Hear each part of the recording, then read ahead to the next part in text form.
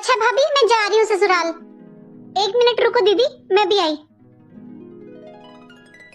लो दीदी, ये आपकी साड़ी और 2000 रुपए।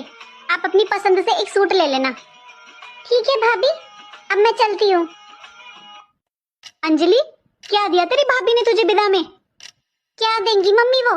वही हमेशा की तरह एक सड़ी सी साड़ी और 200 रुपए। अरे मुझे पता था, इसकी तो नियत ही खराब है। ये ले तू 5000 रुपए, अपनी पसंद के कपड़े ले लेना। पापा, मैं जा रही हूँ ससुराल। अच्छा बेटा, बेटा तूने कुछ ले लिया? तेरी मम्मी ने, भाई ने तुझे कुछ दिया है? हाँ जी, दिए हैं ना, तुम्हारी बहू ने 100 रुपए मेरी बेटी को।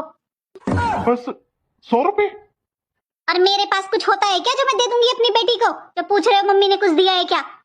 ले बेटा 10,000 रुपए, अपनी पसंद से कुछ ले लेना। ठीक है पापा, अब मैं चलती हूँ।